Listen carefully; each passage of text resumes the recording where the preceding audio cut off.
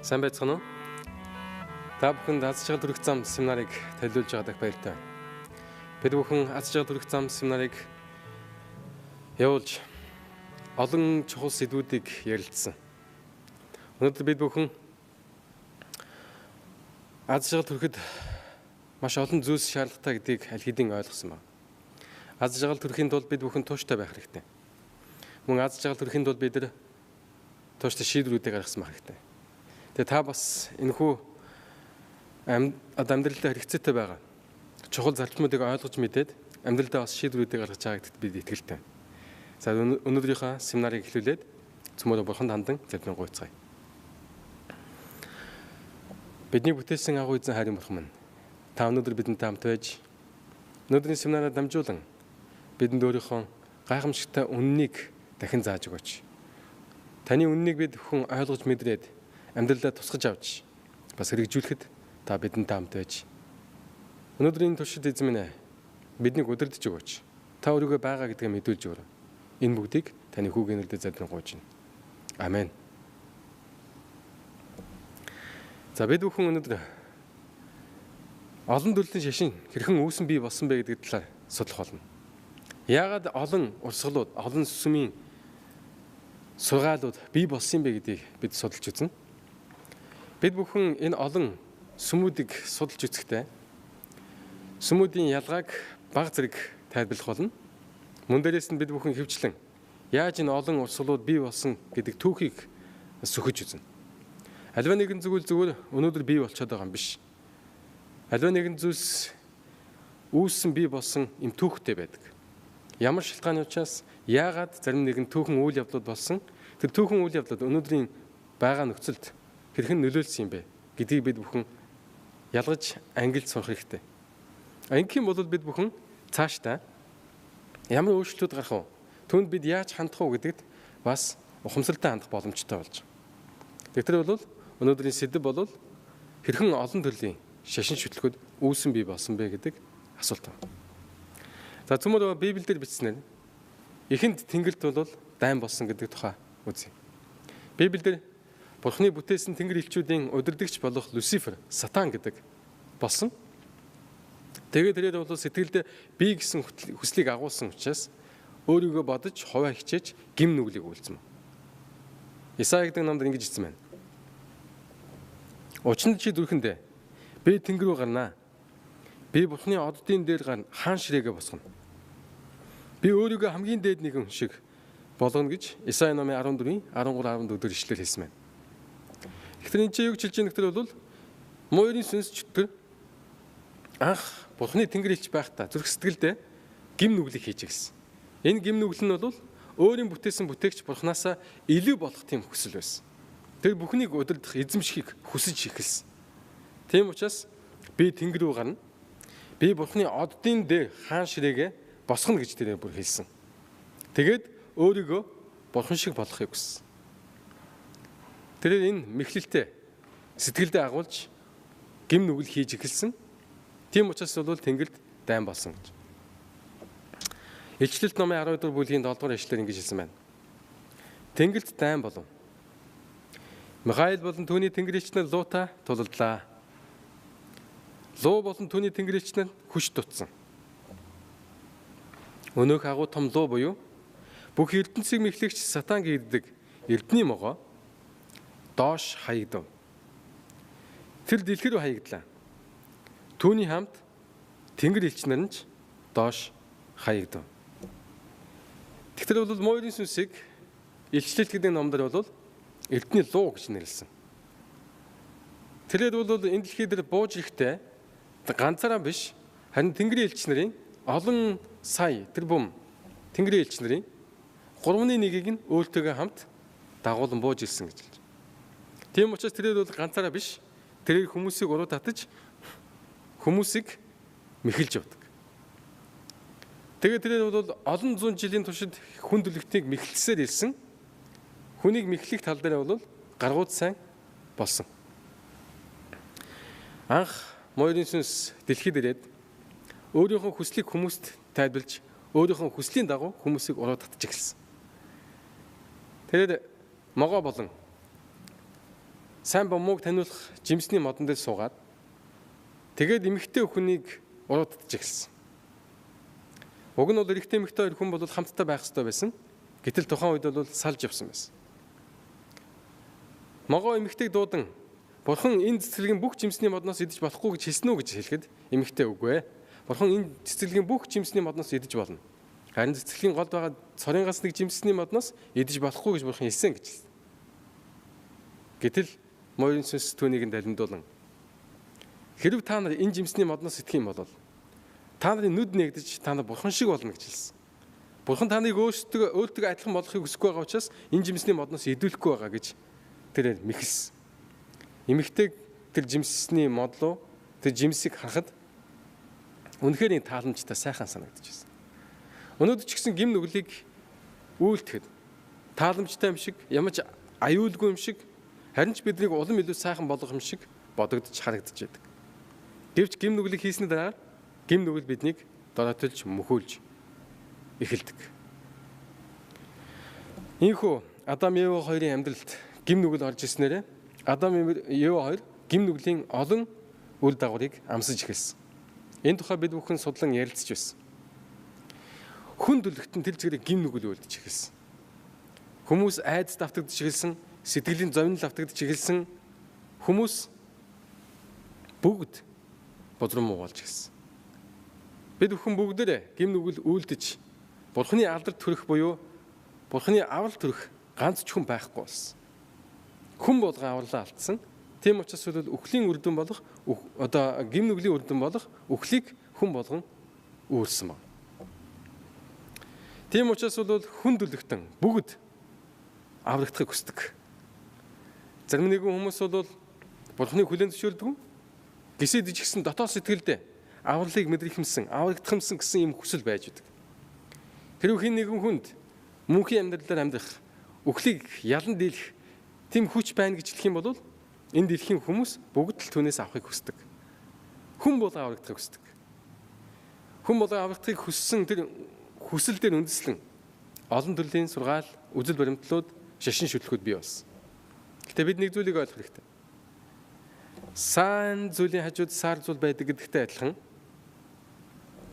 жинхэнэ үнэн сургаалын хажуугаар морин сүнс маш олон төрлийн муу худал сургаалуудыг бий болгож ирсэн. Яагаад ч юм сайн зүйлс их ховор байдаг. Үнэн зүйлс их ховор байдаг. Гэтэл бол морин сүнс үнэнтэй дагуулдуулаад үнэнтэй адилхан мөн үннээс тис ондоо олон төрлийн хурамч тийм үзэл баримтлуудыг бий болгосон. Бид бүхэн үхлийн тухай судалсан, үхлийн талаар буруу ойлголтууд дээр суурилсан шашин шүтлгүүд байна. Хүн хэрхэн яаж бий болсон, хүний амьдралын зорилгын талаар буруу тайлбарладаг тийм олон шашин шүтлгүүд бий болсон. Дээрээс нь хүний мөнхийн амьдралтай холбоотой олон буруу сургаалыг заадаг олон шашин шүтлгүүд бий болсон. Шашин шүтлгүүдийг үнэн үү зөв үү гэдгийг нь юугаар ялгаж үзэх вэ гэхээр бол хэрвээ хүн мөхөс хүн өөрөөрөө аварч чадна гэсэн ийм үзэл зааж байгаа бол тэр итгэл бишрэл бол хуурамч байх ёстой. Яагаад гэвэл бол бид бүхэн өмнө ярьж ирсэн. Гим гэдэг намган живж байгаа хүн өөрөөрөө аварч чадахгүй тай адилхан хүн хичээсэн өөрөөрөө аврах боломжгүй.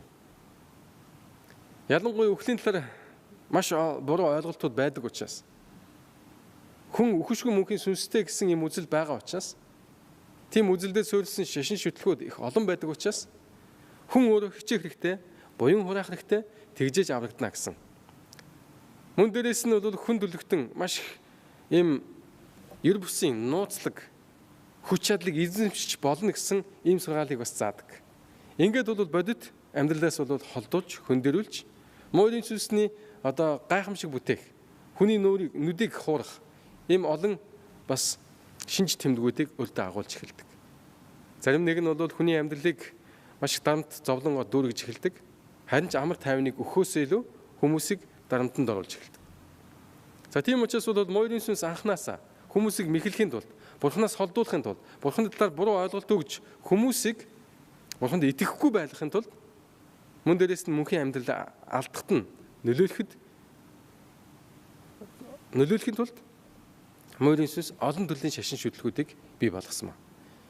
хүн болгоны сэтгэлд аврагдах хүсэл байдаг. Хүн болгон аврагдахыг хүсэж байгаа. Тийм учраас олон төрлийн шашин шүтлгүүд бий болдог. Бүхэл шашин шүтлэг бүгдээрээ хүний авралын төлөө байгаа гэж заадаг.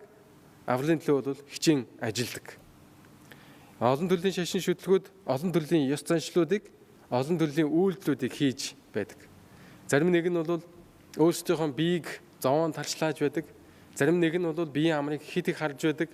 Зарим нэг нь бол гайхамшиг хүсч байдаг. Далдын ертөнцтэй холбогдохыг хүсч байдаг. Янз бүрийн үйлдэл, ёс заншил лар дамжуулан бурхантай харилцах тэр хүслээ хангахыг хичээдэг. Гэвч хүн бурхантай чин сэтгэлийн жинхэнэ харилцаанд орохгүй юм бол ямар шашин шүтлэг, ямар ч үзэл санаа хүнд тус нэмэр болохгүй. Тийм учраас бол бид бүхэн бурхантай дотн харилцаа үүсгэж, түүнийг чин сэтгэлээс ирж хааж, түүндөө хандан залбирanгуйж, түүнтэй дотны харилцааг үүсгэх хэрэгтэй. Энэ тохиолдолд бид бүхэн бурхантай ойртож, түүнийг таньж мэдэж, түүний хайр ивэлийг мэдэрч эхэлдэг. Библиэр ингэж хэлсэн байна. Бурхан өөрийн цусаар өөртөө худалдаж авсан Бурханы чуулганыг хариулуулахаар ариун сүнс та нарыг харгалзагч болгосон бөгөөд та нар өөртөө болон сүрэгт анхаарал тавиарай гэж хэлсэн. Яагаад гэвэл намайг явсны дараа сүргийг үл энэрх догшин чоннууд та нарын дунд орно гэдгийг би мэдж байна. Гажууд зүйлс зааж дагалдагчдыг өөрсдөдөө татах хүмүүс ч та нарын дундаас гарна гэж хэлсэн. Юус намын 20 дугаар бүлэг дээр гэсэн. Есүс Христ энэ дэлхий дээр байхдаа дагалдагч нартайгаа ярилцж байсан. Тэгээд дэлхийн төгсгөлийн цаг үед юу болох вэ? Ямар шинж тэмдэг үзэгдэх вэ гэхэд Есүс дагалдагч нартай хандан дэлхийн төгсгөлийн үед олон хүмүүс хурм эхлэлтэнд автагдах болно. Олон хүмүүс миний нэрээр хэлж би бол Христ байна, би бол Бурхан байна хэмээн зарлах болно гэж Есүс хэлсэн. Есүсийг энэ дэлхий дээр байх үед олон хүмүүс түүнийг Бурхан хэмээн хүлээн зөвшөөрөөгүй. Гэтэл Есүсийг явсны дараа олон тийм хүмүүс гарч ирнэ гэж хэлсний дагуу гарч ирсээр байх бол. Олон төрлийн шашин шүтлгүүд, үзэл баримтлалууд бол гарч ирсээр байх. Тийм учраас энэ тухай Есүсийн элч Паул хүртэл тэгж хэлсэн байдаг. Бидрийг явсны дараагаар яг л сүрэг хоньнуудын дунд чон орж иж байгаатай адилхан бузар мус багаалыг заадаг ийм багш нар ч гэсэн та нарын дунд орж ирж сүргийг төвөх болно шүү гэж хэлсэн. Яг энэ үйл явдал зөгнсөний дагуу урьдчилан хилжсэний дагуу биелээ олсон. Христийн сүм анхандаа бол маш ариун цэвэр үзэл сургаалтай байсан. Ямар нэгэн эд зүйлс юм уу? Эсвэл дүрсэнд шүтдэггүй байсан. Эсвэл шашин шүтлэхийг эд хөрөнгөтэй болох арга хэрэгсэл болгодгүй байсан. Хүн болгон чин сэтгэлээсээ байгаа эд зүйлсээ заран ядуус мөн хэрэгцээтэй хүмүүсийн төлөө тусламж үзүүлэн Христэд итгэх итгэлээ хадгалж явсан. Хүмүүс аврал юунд оршиж байна вэ? Авралыг бид хэрхэн яаж олж авах вэ гэдэг дээр анхаарал хандуулж ирсэн. Есүс Христ бидний төлөө амиа өгсөн. Тэрээр бидний төлөө өөрийн үнэтэй цусаа урсгасан гэдгийг тэд хүлээн зөвшөөрж бид өөрсдийн хүчээр биш харин зөвхөн бидний төлөө хайр инэрлээ байнгад үзүүлсээр ирсэн Бурханд итгэж найдах хэрэгтэй байна гэсэн ийм үзэлтэй байсан. Харамсалтай нь энэ үзэл аажмаажанд бохирдож гэлсэн. Яг л зөвгөнжсөний дагуу сүрэг хоньны дунд чон орж ирсэнтэй адилхан Христийн сүмийн дотор бол бузар мус сургаалууд орж эхэлсэн. Нэгэн түүхч юу гэж хэлсэн байдаг вэ гэхээр бол морийн сүнс сүмийг гаднаас нь хавчиж эхэлсэн. Сүмийг гаднаас нь хавчиж эхлэхэд бол зовлон бэрхшээл учруулж Христэд итгэдэг хүмүүсийг хавчиж заримыг нь шоронд суулгаж амьд нь хүржсэн боловч гэсэн. Хүмүүсийн итгэл бэрхшээл улам илүү нэмэгдэж анхны Христэд итгэж сүм улам илүү цэвэршиж ариусж байсан. Тэгэд морийн сүнс өөрийн хэрэгжилж байгаа тактик арга нь бол үр дүн муутай байгаа гэдгийг мэдээд ямар арга хэрэглэхээ шийдсэн бэ гэхээр бол сүмийн гадна талаас нь биш харин сүмийн дотор нь ороод сүмийг боснуулах тийм аргыг зохиож эхэлсэн. Энэ арга нь бол бүтэмжтэй байсан. Ийхүү бол олон хурамч сургаалуудыг, буруу үзлүүдийг сүм дотор оруулж ирсэн. Үүний нэг жишээ нь бол Ромын католик сүм. Ромын католик сүм бол хэдийгээр Христэд итгэдэг гэж заадаг боловч гэсэн тухайн үеийн Европын олон хурамч шашин шүтлэг буюу буу уламжлалын зарчмуудыг бол сүмд оруулж эхэлсэн. Ийхүү тэд бол гигэмээр Есүсийн эхийг бол Есүсээс илүү хүчтэй хэмээн шүтэж эхэлсэн. Есүсийн 12 дагалдагчдыг бүгднийг гигэнтэнд хэмээн шүтдэг болж эхэлсэн. Тэдний дүрийг бол одоо чулуугаар бүтээн, шавраар бүтээн, түүндээ бол мөргөж хүндэтгэл үзүүлдэг болсон. Тэгээ ёс заншил нь бол одоо Есүс Христэд итгэх итгэлээс илүү чухал болж эхлэн тэр хүмүүс буруу тийшээ зөв сэтгэлээ хандуулж эхэлсэн. Ийхүү Христийн сүм дороотч эхэлсэн. Гисэд ч гэсэн бол хэдийгээр сүмд бузар муу сургаалууд орж иж байсан ч гэсэн олон хүмүүс бузар муу сургаалыг дагах биш харин эсэргүүцэж байсан. Анхны Христэд итгэгчид үннийг мэддэг болсон байсан учраас Библийн үгтэд танилцж эхэлсэн учраас эдгээр хүмүүс Библиэр дамжуулан үнэн мөнийг таньж мэддэг болсон байсан. Гэвч эдгээр хүмүүст үнэхээр их одоо хавчлага тохиолдож эдгээр хүмүүсийг бол хавчиж дормжилж эхэлсэн. Тэгээд заримыг нь бол одоо шоронд суулгаж, заримыг нь аратан амьтанд бол бариулан идүүлж. Тэгээд олон хүмүүсийг бол гал дээр дөлдсөн гал дээр бол одоо шатааж алж байсан. Дундад зууны үеийн сүм өөрсдийн зарлиг тогтоолоо бусдад хүчээр тулахын тулд улс төрийн хүчийг ашиглаж эхэлсэн. Энэ юу гэсэн үг гэхээр бол явандаа сүм эрх мэдлийг авахыг хүсэж эхэлсэн. Зөвхөн хүмүүсийн оюун ухаанд нөлөөлөө зогсохгүй, мөн дээрээс нь тэр хүмүүсийг удирдахыг хүссэн. Их эд өнгөтэй болохын тулд сүм улс төрийн хүчийг ашиглаж хаад ноёдтой хамтарч эхэлсэн. Явандаа сүмийн эрх мэдэл дэндүүх болж эхэлж Ромын католик сүм хаад ноёдыг хөлдөл удирдах болсон. Энэ тухай түүхэн баримтууд дундад зууны түүхэнд олонтоо бичигдсэн байна. Гисэдээ ч гэсэн Бурхны үнэн огт мартагдаж алга болоогүй. Хүмүүс үннийг таньж мэдсэн хүмүүс үнний зарчмуудыг ойлгож мэдэрч дагсаар байсан. Тэгээ ууланд амьдардаг Итали болон Францын яг одоо залгаа нутагт амьдардаг өндөр улсууд дээр Волденсын хүмүүс бол итгэл бишлээ хадгалсаар байсан. Эдгээр хүмүүс Библийн үгийг чандлан сахиж хавчлагаас бол одоо хол хөндөй байж өөрсдийн үр хүүхдүүд болон гэр бүлдээ үннийг байнгат тууштай гарч зааж өгдөг байсан. Эдгээр хүмүүс үннийг цэвэр ариунаар хадгалсаар байсан. Мөн дээрээс нь хэдийгээр Ромын католик сүм олон хуурам сургаалуудыг зааж номлодог байсан ч гэсэн Ромын католик сүм дотор байсан олон багш нар, олон эрдэмтэд Библийн үгсийг олж уншаад Библийн үгсийг үнэн зөв болохыг нь хүлээн зөвшөөрж байсан. Ариун сүнс өөрийн хүмүүст нөлөөлж үннийг мэдүүлсээр байсан. Гисэдэж гисэн эдгээр хүмүүс үннийг хийснийхаа төлөө, Бурхны үннийг нээснийхаа төлөө, Бурхны үннийг хүмүүст тунхаглахыг шаардсныхаа төлөө амиа алдаж зарим нэг нь гэр бүлээ хүүс тэмдэглүүлж байсан. Эдгээр хүмүүс үнний төлөө байдаг бүхнээ зориулж байсан.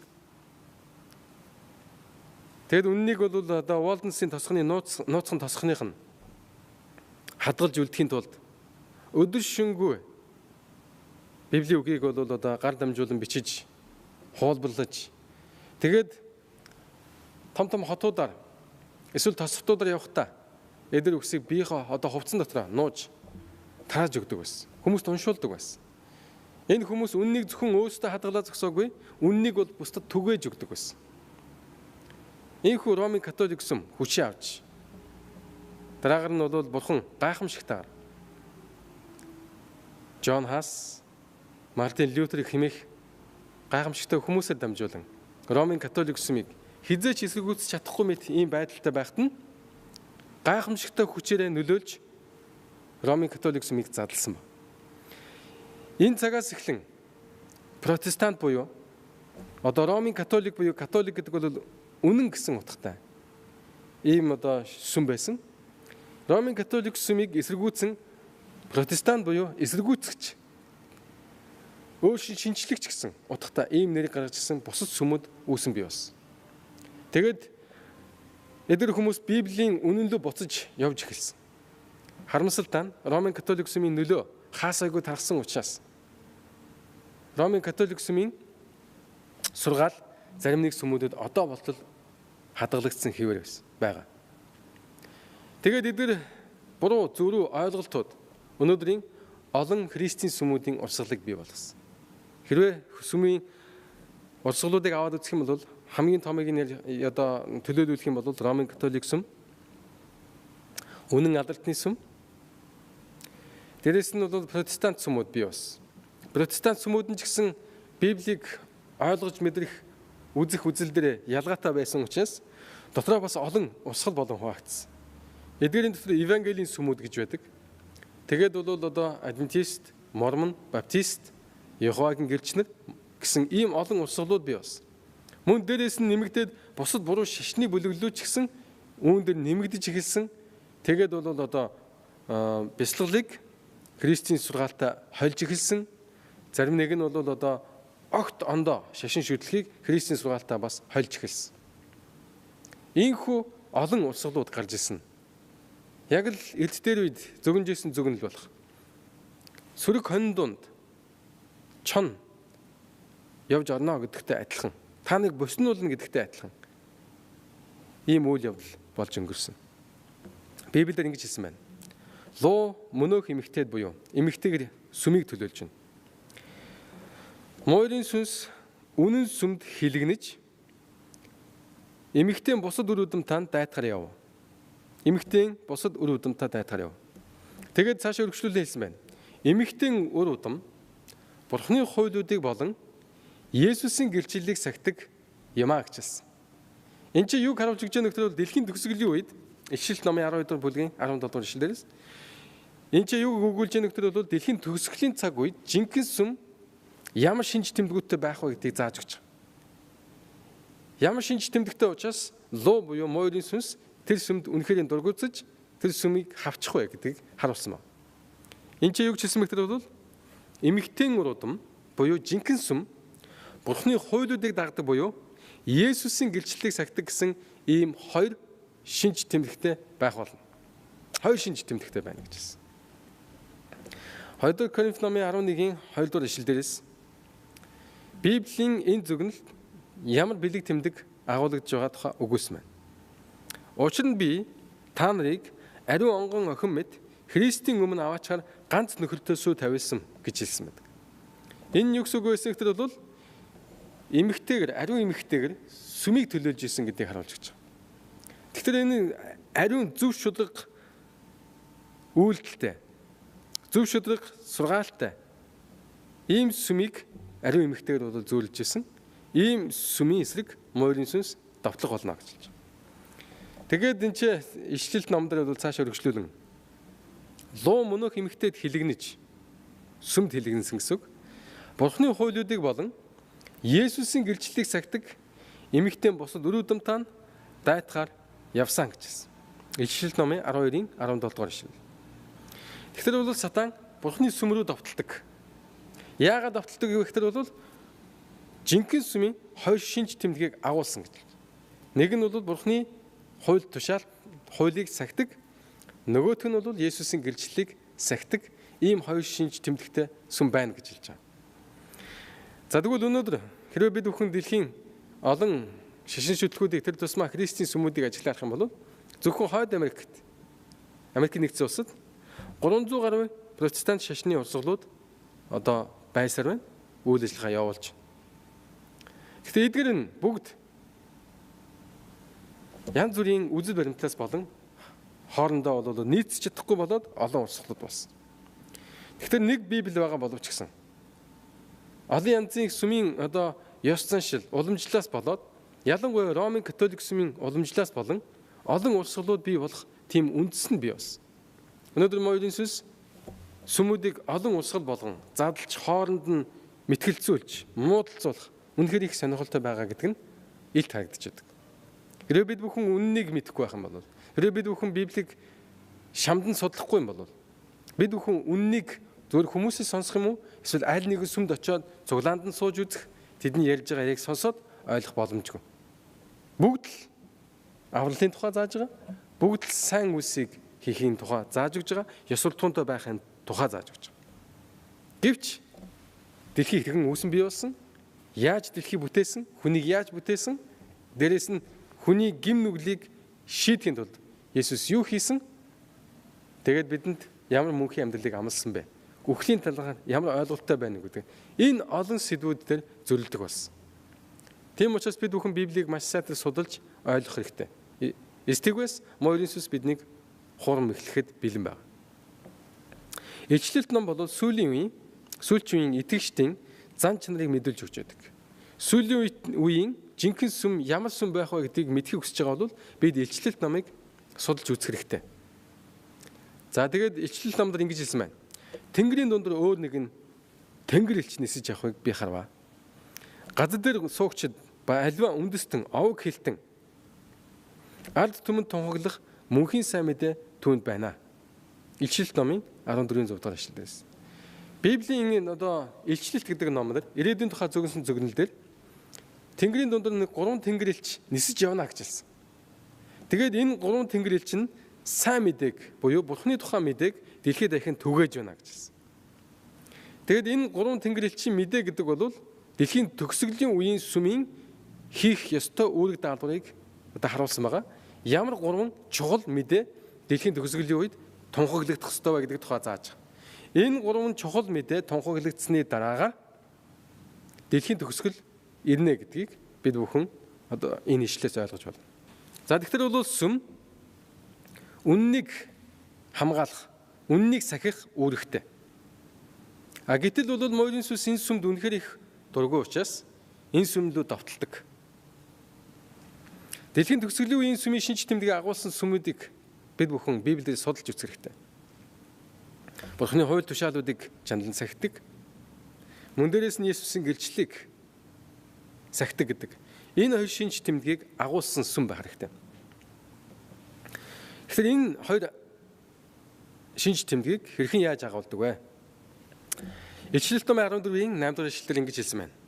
Өөр нэгэн тэнгэр элч буюу хоёр дахь нь араас нь дагна.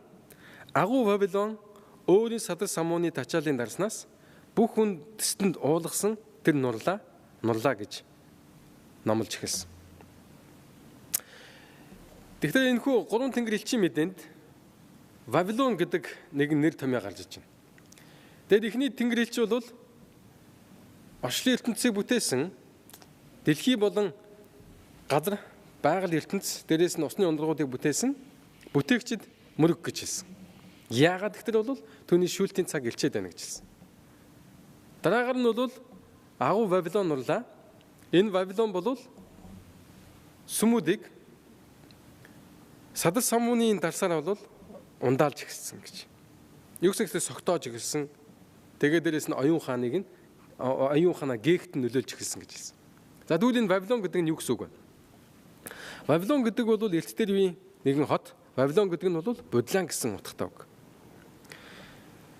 За тэгээд бол энэхүү хот бүхэл хурамш сургаал үзэл баримтлалын үндэс болж байсан. Тэгэхээр бол дэлхийн төгсгөлийн үеийн олон энэ шашны байгууллагуудыг сүмүүдийг Морин сүсний удирдлаганд байгаа сүмүүдийг Библиэр юу гэж төсөөлж дүгнсэн байна гэвэл бол Вавилонтой зөөрлсөн байдаг. Гэвч дэлхийн төгсгөлийн үед Вавилоны үзэл суртал нь бол цаашаа ахицгүй явцгүй болж удахгүй нурх болно гэдгийг тунхаглах тийм мэдээ ирнэ гэж бол хэлж байгаа. Илчлэлт номын 18-ын 4 дугаар ишлэлдээс. Би Тэнгэрээс өөр нэгэн дуу гарахыг сонсов. Миний ард түмэн та нар тэр эмийн нүглүүдэд нь хамтарч болохгүй тулд болон түүний гамшигыг хүлээж авахгүй тулд түүнээс гарагтун гэж хэлсэн. Тэгвэл дэлхийн төгсгөлийн үед ямар мэдээ төгөх вэ гэхээр бол үнэн мэдээ төгөж хүмүүс бол сонголтоо их шаардлагатай байна. Өнөөдөр олон хүмүүс янз бүрийн шашин шүтлгийг шүтэж олон сүмүүдэд явж байна. Гэвч эдгээр хүмүүс үннийг таньж мэдэх хэрэгтэй болж байна. Тийм учраас бол энэ сайн мэдээ хүн болгонд түгээгдэх болно. Матай номын 24-14 ишлэлдэр энэ тухай өгүүлсэн байдаг. Дэлхийн бүх өнцөг болонд хүн болгонд сайн мэдээ төгснөд байгаа. Есүс дахин ирэх болно гэж хэлсэн. Дэлхийн төгсгөл болох болно гэж хэлсэн байдаг. Тэгвэл дэлхийн төгсгөлийн цаг үед хүн болгон сонголтоо хийх тийм сайхан боломж гарч ирэх нь. Хүн болгоны гар дээр өнөөдөр Библи очсон. Хүмүүс өөрсдийн нүдээр, өөрсдийн биеэр Библийн үннийг судлах тийм боломжууд нээгдэж байгаа. Аль нь үнэн, аль нь худлаа гэдгийг бодож тунгаах тийм боломж нээгдэж байгаа. Тийм учраас бол энэ ч хийсний дагуу дэлхийн төгсгөлийн цаг үед үннийг хүмүүс таниулах тийм боломж гарна. Ингээд хүмүүс бол үннийг дагах уу, худал хуурмыг дагах уу гэдэг сонголтоо хийх боломжтой болно. Ингээд бол хуурамч сургаал заадаг сүмүүдээс та бүхнийг гараачаа хэмээн дуудсан тийм сургаал эсвэл үзэл баримтлууд та бүхэн сонсогдох болно.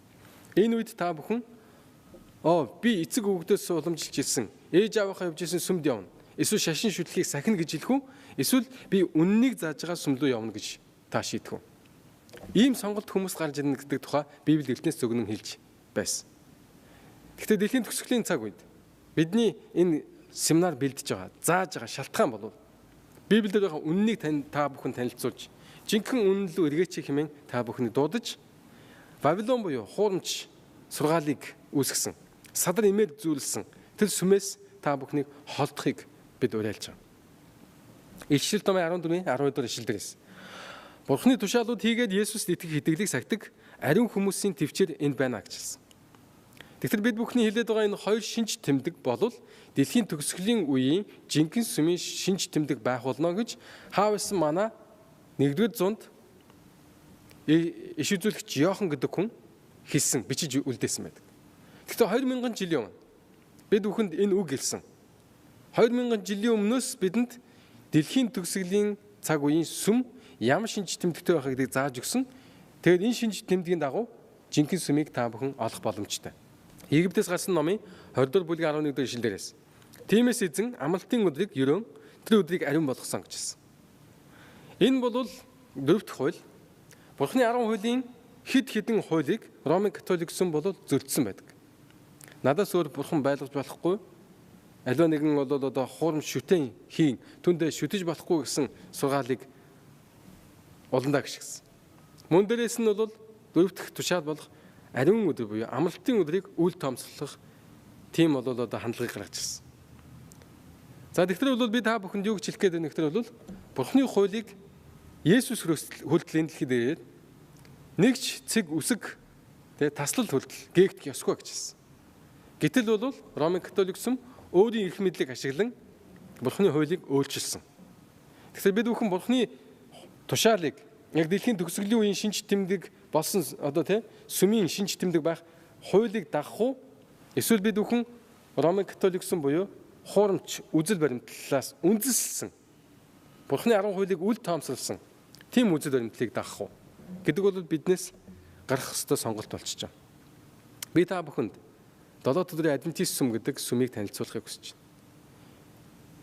Энэ сүм бол Библиэлд бичигдсэн дэлхийн сүүлчийн үеийн сүм гэж би тооцдог. Яагаад гэвэл бол Библиэд бичигдсэн шинж тэмдгүүдийг бид бүхэн энэ сүмдээ хэрэгжүүлэхийг хичээдэг. Библиэд бичигдсэний дагуу дэлхийн төгсгөлийн цаг үед олон хуурамч шашин шүтлэг үзэл баримтлууд гарч ирнэ. Энэ үед бид бүхэн үннийг буюу Библиэд суурилсан үннийг л даах хэрэгтэй. Тийм учраас бид бүхэн хуучин гэрээ болон шинэ гэрээг харьцуулан судалж, ялангуяа Библиэд бичигдсэн зөвгөнлүүдэд анхаарал хандуулах юм бол дэлхийн төгсгөлд ямар үйл явдал өрнөх вэ гэдгийг маш нарийнаар зааж сургасан байна. Тийм ч учраас Матай номын 7-гийн 16 дугаар ишлэл дээрээс та нар тэднийг үр жимсээр нь танина гэж хэлсэн.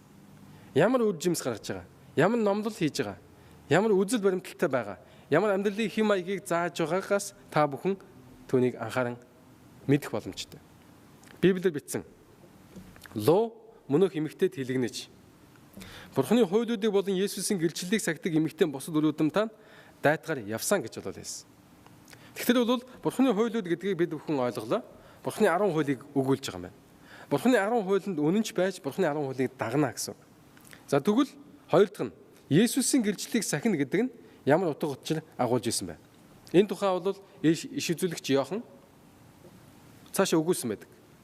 Намайг Тэнгэр элчид мөргөхөөр хөлдөн унсанд тэр надад ингэсний хэрэггүй. Би Би бол чиний болон Есүсийн гэрчлэлтэй ах дүүсийн чинь хамтран зүтгэгч боол билээ гэжсэн. Иохан үзэгдэлтэй Тэнгэр элчийг харсан. Тэгээд бол хөлдөн сүгдэн мөргөхөд бол Тэнгэр элч надад мөргөх хэрэггүй гэжсэн. Яагаад гэвэл би чамтай адилхан Бурхны бүтээл, би чамд үйлчлэх үүрэгтэй гэжсэн. Тэгээд бол Тэнгэр элч цаашаа өргөжлүүлэн Бурханд мөрг. Учир нь Есүсийн гэрчлэл бол иш үзүүлэгчийн сүнс мөн гэж хэлсэн. Илчлэлт номын 19-10 дахь эшлэлд байсан. Тэгтээ бол Бурхны тушаалыг сахидаг гэдгийг бид ойлгож байгаа. Дэлхийн төгсгөлийн сүмийн шинж тэмдэг бол эхнийх нь Бурхны тушаалуудыг сахидаг. Югсэгтээ түүнд 10 хууль орж байна. Бурхны 4 дахь хуулийг бол олон сүмүүд уландаа гიშгдэг. Тийм учраас бол Бурхны тушаалыг бид бүхэн 10 хуулийг бид бүхэн сахидаг байх хэрэгтэй. За тэгвэл 2 дахь шинж тэмдэг. Саяны Иохны 19 Илчлэлт номын 19-10 дахь эшлэлээр хэлснээр Есүсийн гэрчлэл гэдэг бол иш үзүүлгийн сүнс гэж хэлсэн. Дэлхийн төгсгөлд Бурхан илүү мэдээллийг, илүү ойлголтыг бидэнд өгөх болно. Тэрийг бол иш үзүүлгийн сүнс гэж хэлж байгаа гэж бол хэлж байгаа. За тэгвэл 7 дэх адвентист сүм Бурхан нэгэн хүнийг ивэж өгсөн. Энэ хүнийг бол Эллен White гэж нэрлэдэг. Тэрээр 1827 оноос 1915 онд амьдарч байсан. Бурхан Эллен White-аар дамжуулан Библийн олон үннийг зөв ойлгоход бидэнд тус болсон байна. Тэрээр нийтээ хэдэн мянга гаруй номыг бичиж өөрийнхөө амьдралын туршид бол их хэмжээний үзэгдлийг үзэж тэгээд бол үннийг хүмүүс тунхаглаж байсан. Энэ эмэгтэй бичээсүүд өдий бол бидэнд хадгалагдж ба тэрээр бол хизээч өөрийнхөө бичээсүүдийг Библиэс илүү гэж хэллээг. Харин тэрээр юу гэж хэлж ирсэн гэхээр бол яг л сар агуу гэрлийг бол өөртөө ойлгон цацруулж ядагтай адилхан миний бичээсүүд бол Бурхны ариун сүнсээр дамжуулагдан зүгээр та бүхэнд Бурхны үгийг илүү сайн ойлгоход чинь Бурхны үг рүү улам илүү гүнзгийхэд чинь тус болгох тийм зорилготойгоор бичигдсэн гэдгийг хэлж байсан. Нэгтэр бол тэрээр биднийг эрүүл мэндэд анхаарал хандуулахыг шаардсан байдаг. Бид бүхэн аз жаргалтай амьдрахыг хүсэж байгаа бол эрүүл сарвал амьдралтай байх хэрэгтэй. Мөн дээрээс нь тэрээр тухайн үедээ хүмүүсийн үл тоомсолдог байсан олон гим нүглүүдийг хүмүүст мэдүүлж өгч байсан. Хүмүүс тухайн үед бол маш хэмжээний мах, дээрээс нь бол цэвэр бус махыг бол хэрэгэлдэг байсан. Өөх тосыг хэрэгэлдэг байсан. Хүмүүс эрүүл мэндийн хувьд бол маш их дороотж байсан. Тэгээд бол Эллен White Бурханаас үзэгдэл үзэж өөртөө болон бусдад ямар өөрчлөлт гарах ёстой юм бэ гэдгийг бол мэдэж авч тэгээд тэр тухайга хүмүүс зөвлөж зааж өгсөн байдаг. За тэгвэл бид бүхэн үнэн сүмийн шинж тэмдгийг сайн судаллаа. Эхнийх нь бол Бурхны тушаалыг сахидаг, хоёр дахь нь бол Есүсийн гэрчлэл буюу зөгнөлийн сүнс дэлхийн төгсгөлийн үеийн онцгой мэдээг хүлээж авсан байх болно. Ийм хоёр шинж тэмдэгтэй сүм бол Бурхны ариун сүм хэмээн тооцогддог. Энэ сүмийг луу буюу муу ерийн сүнс үзэн яддаг.